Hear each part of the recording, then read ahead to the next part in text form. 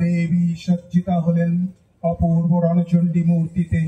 হিমাচল দিলেন সিংহ বাহন, বিষ্ণু দিলেন চক্র, পিনাকপাণি শঙ্কর দিলেন শূল, যম দিলেন তার দণ্ড। কালদেব কুবের রত্নহার, সকল দেবতা মহাদেবীকে নানা অলঙ্কারে অলঙ্কৃত।